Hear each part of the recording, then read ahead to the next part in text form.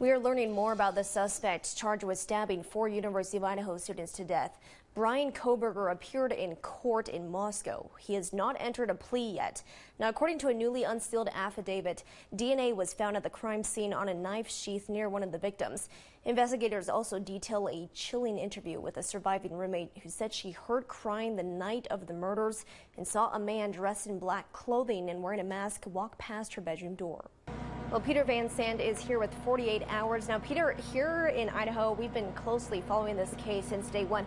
It gets just more and more eerie. You know, the suspect, Bryan Kohberger's interest in criminology really stands out here.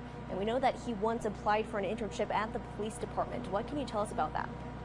Yeah, just this past fall, Bryan Kohberger applied for an internship with the Pullman Police Department. Now, Pullman is where Washington State University is located and where he was doing his studies, and it's about 8-9 miles from where these brutal murders were committed.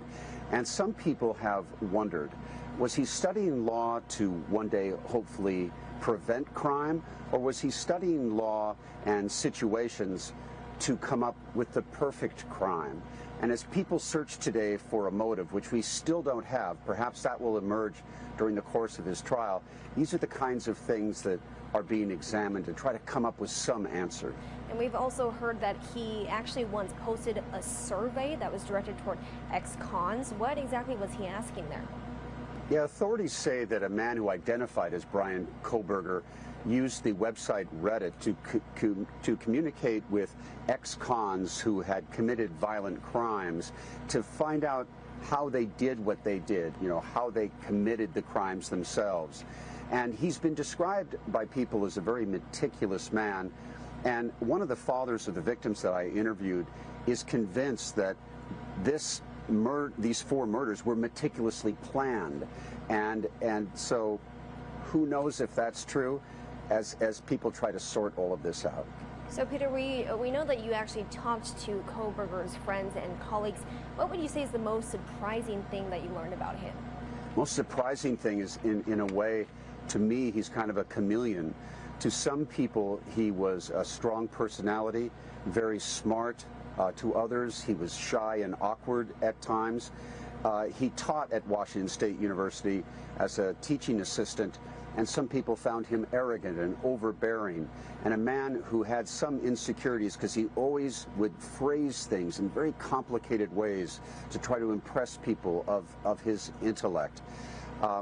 One of his academic colleagues that I interviewed talked about he made a boastful statement one time that upset him, that he could go into any bar and pick up any women that he wanted, that he desired. And as we search for all of this, this psychological profile that's emerging of this man, perhaps we'll find some answers in terms of motivation, if in fact he did it. And keep in mind, he maintains that he is glad to be back in Idaho because he hopes to exonerate himself and believes that he will. Right, yeah, and still a lot of questions here in this case. Peter, thank you so much for joining us.